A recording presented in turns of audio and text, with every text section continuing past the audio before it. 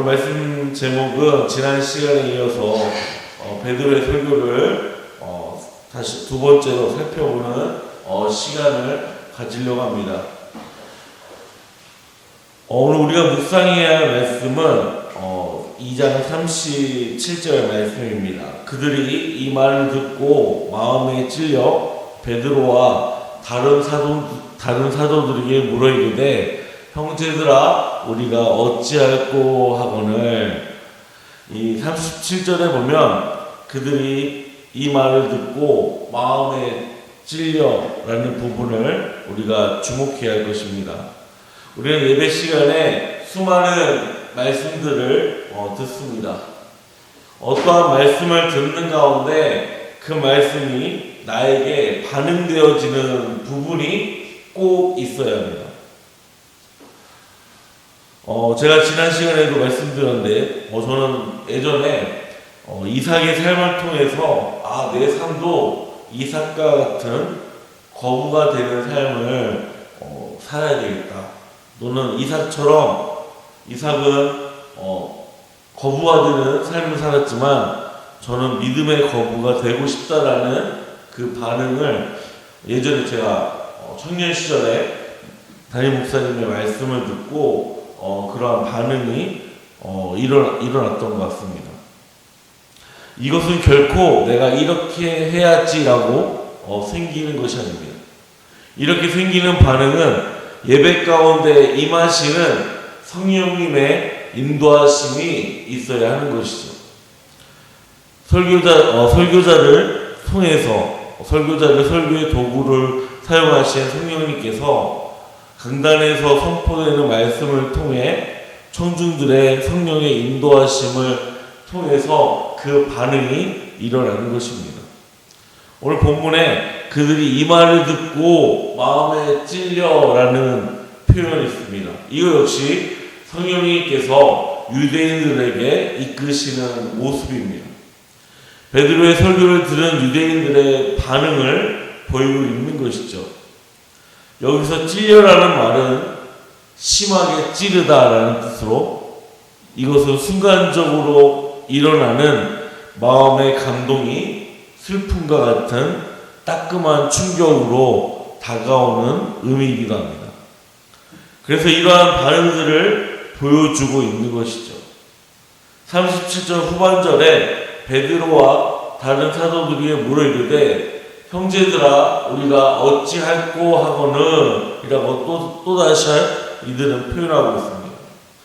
그들은 성령이 충만한 베드로의 설교를 듣고 그들 역시 성령의 이끄심을 통해서 자신들의 죄인임을 깨닫게 된 것이죠. 그들이 마음에 찔린 것은 하나님께서 보내신 독생자 예수 그리스도를 그들이 선동하여서 십자가에 못 박으며 베드로의 설교를 들으면서 그들은 그 설교를 듣고 내가 죄인이구나, 내가 하나님 앞에 용서받을 수 없는 죄인임을 그 순간 깨닫게 된 것입니다. 우리 역시 강단에서 선포되는 말씀을 들으면서 이러한 반응들이 일어나야 됩니다. 성경에 나오는 제 많은 인물들이 내 모습이구나라는 것을 깨달아야 합니다.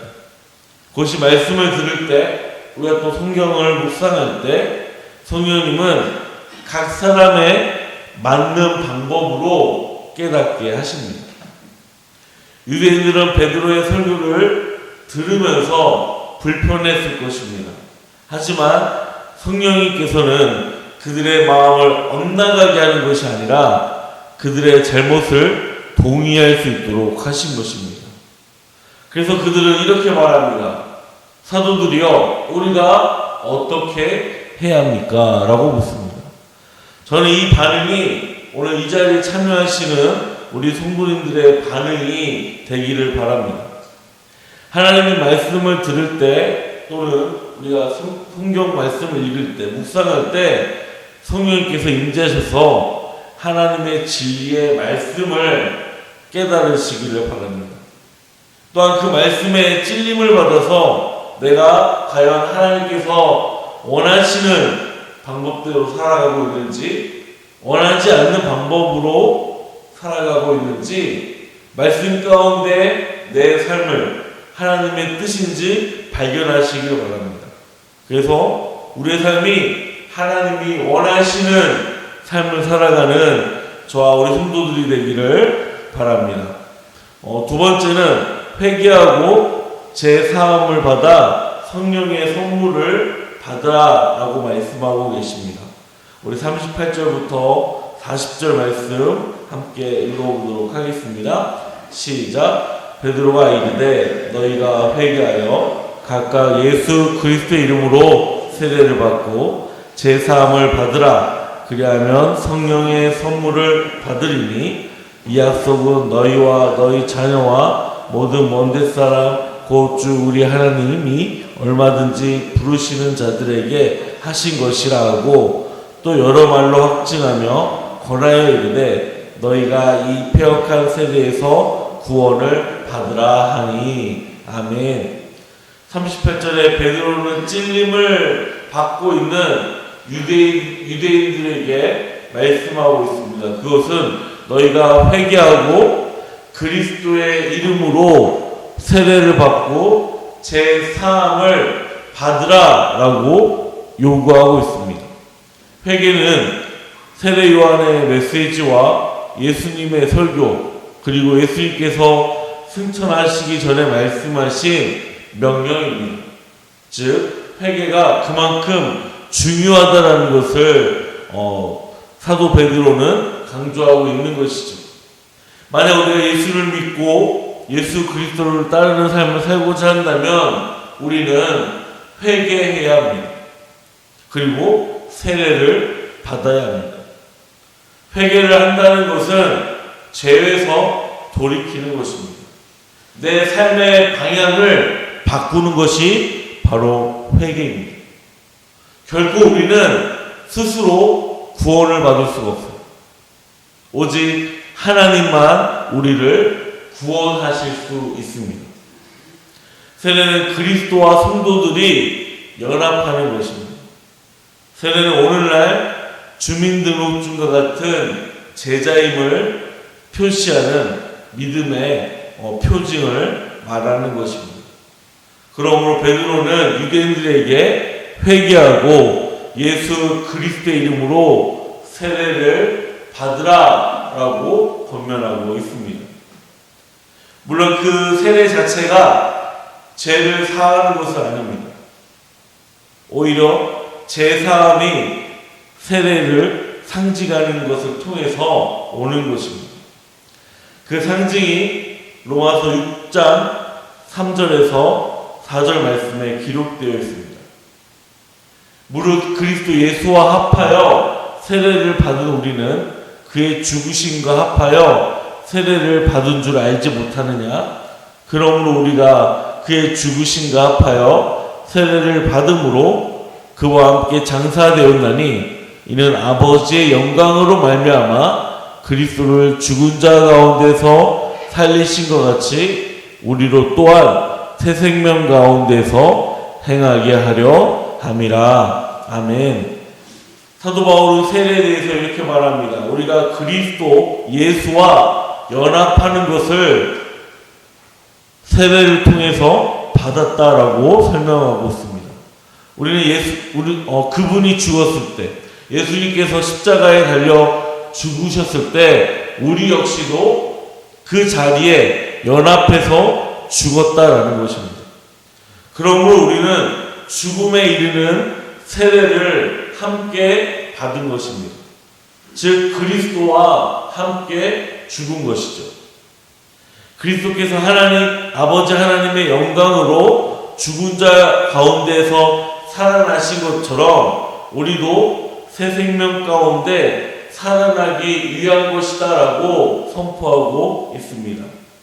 즉 세례는 예수 그리스도와 함께 죽음을 상징하는 것이고요. 동시에 예수 그리스도와 함께 부활을 상징하는 것임을 알 수가 있습니다.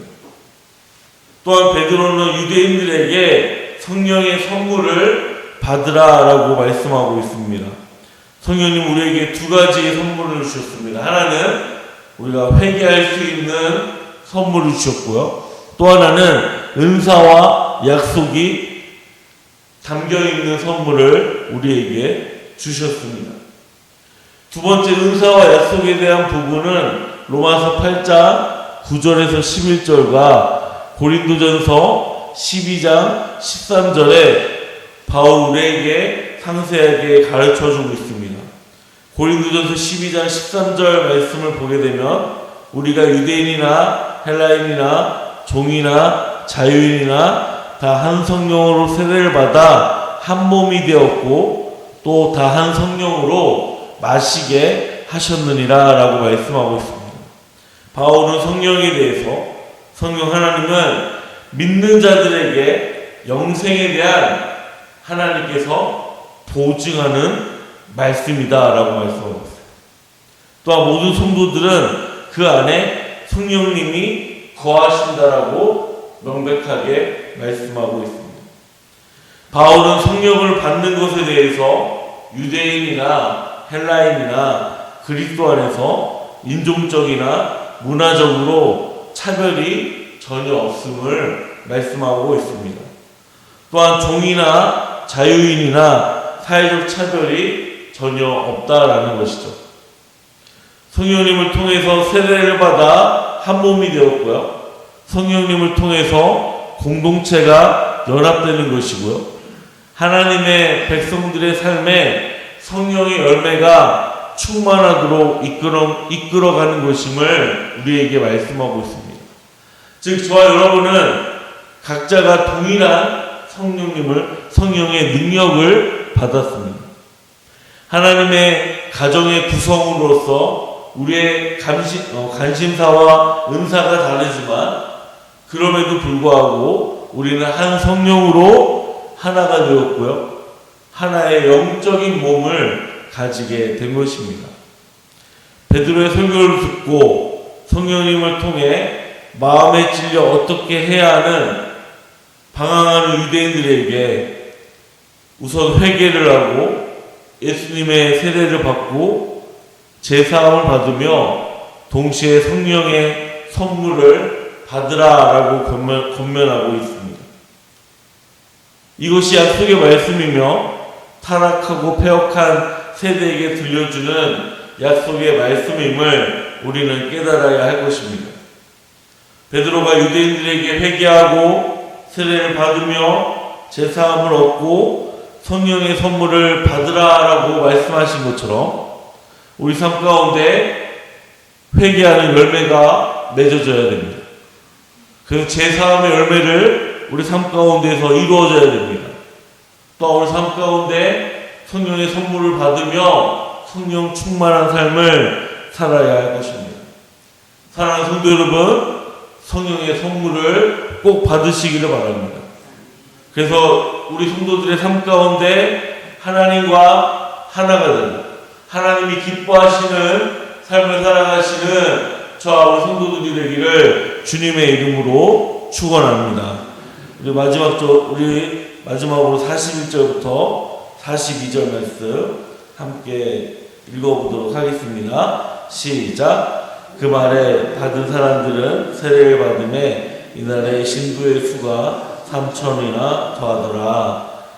그들이 사도의 가르침을 받아 서로 교제하고 떡을 떼며 오로지 기도하기를 힘쓰니라. 아멘.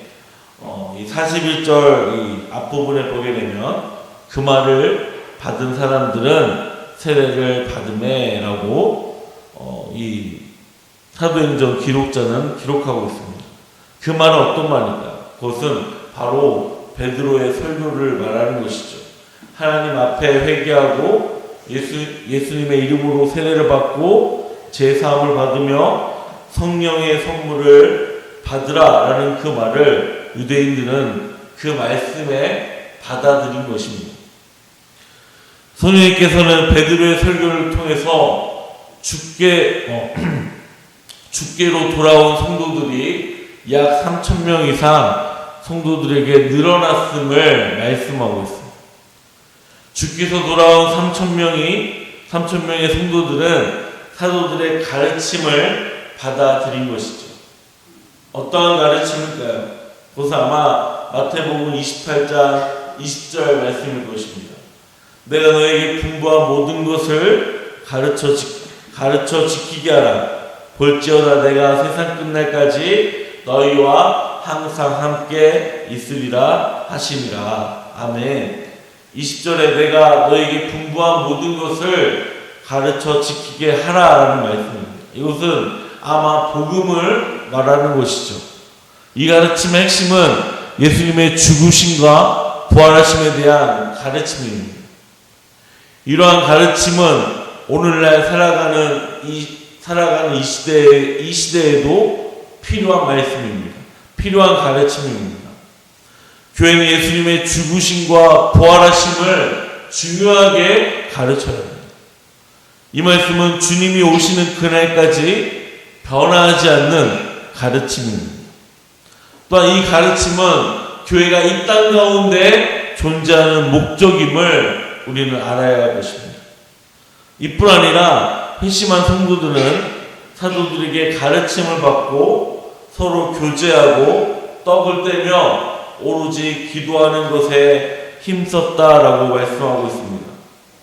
오늘날 교제하는 여러 가지 뜻으로 사용하고 있습니다. 친교라든지 또는 구역 모임이라든지 또 목장 모임이라든지 여러 가지 모임의 형태로 교제로 설명하고 있습니다. 이 모임은 세상적인 교제가 아닙니다. 영적인 교제를 말씀하고 있는 것이죠. 떡을 떼며 라는 이 부분은 두 가지로 해석할 수가 있죠. 하나는 초대교회 안에 성찬식이 끝나면 함께 식사하였다라는 기록이 있습니다. 이것을 예찬이라고 부르기도 하는데요. 함께 우리가 예배 끝나고 함께 식사를 하는 것처럼 초대교회 안에서는 성찬식이 끝나면 바로 함께 식사하는 문화가 있었습니다. 또 하나는 이것이 성찬식으로 가지고 있는 뜻을 가지고 있습니다. 예수님께서 6월절날 제자들과 함께 떡을 떼는 성만찬이 그대로 교회 안에 계승되어서 이 단어로 해석되는 경우들도 있습니다. 그래서 교회 안에서는 성만찬을 해야 되죠. 성만찬이 마치며 함께 떡을 떼며 식사 모임을 가졌다라는 것을 알 수가 있습니다. 또한 초대교회 성도들은 기도하기를 힘썼습니다. 이들은 공적인 기도뿐만 아니라 개인적인 기도도 열심히 하였습니다. 이것이 예루살렘 교회가 부흥하는 원천이었습니다. 43절에서 47절은 예루살렘 초대교회가 어떻게 부흥하였는가, 어떻게 성장하였는가를 분명히 우리에게 보여주고 있습니다. 이것을 정리하면 사도들을 통해서 기적이 일어나며 믿는 사람들끼리 서로 나눠 쓰고요. 어려운 성도들을 자발적으로 도와주고 또 함께 교회 안에 모이는 데 힘쓰며 기도하는 데 힘쓰며 성찬하고 식탁 교제하였다라고 말씀을 47절에 성도들은 이렇게 증언하고 있습니다. 2장 47절에 하나님을 찬미하며 또 온 백성에게 친송을 받으니 주께서 구원받는 사람을 날마다 더하게 하시니라. 아멘. 이것은 회심한 성도들의 변화된 삶입니다. 그들의 열매임을 알 수가 있어요. 많은 유대인이 초대교회 성도들의 모습을 보고 하나님을 찬양하였습니다. 예루살렘 교회 성도들을 칭찬하였고요. 구원받은 성도들이 그들이 모일 때마다 날마다 늘어나게 되었음을 말씀하고 있습니다. 교회의 부흥과 성장은 공동체가 분열하지 않는 것입니다. 서로 사랑할 때입니다. 또한 서로가 섬길 때 나타나는 것이죠. 오늘날 비신자들이 교회에 오지 않는 이유, 또 신앙생활을 하다가 교회를 떠난 사람도 있습니다. 이런 성도들을 가난한 성도들이라고 합니다. 그들이 교회에 오지 않는 이유는 예수님에 대한 실망이 아니라 예수님을 믿는 성도들에 대한 실망 때문입니다. 실망한 이유는 성도들이 서로 사랑하지 못하고 서로 미워하며 다투기 때문이죠. 성도들이 서로 다투는 교회는 부흥과 성장을 결코 기대할 수 없습니다. 예루살렘 교회가 부흥과 성장할 수 있었던 것은 우선은 하나님과의 관계가 바르게 설정되어 있기 때문입니다.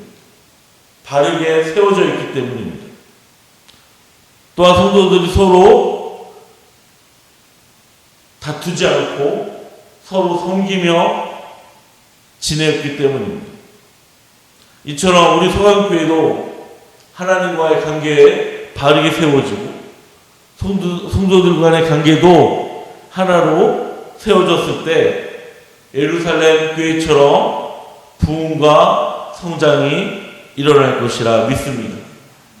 우리 소강교회가 예루살렘 교회와 같은 교회가 되기를 주님의 이름으로 축원합니다. 그래서 또 우리 교회도 날마다 모이며 기도하기 힘쓰며 전도하기 힘쓰는 우리 소강교회가 되기를 주님의 이름으로 소망합니다. 기도하겠습니다.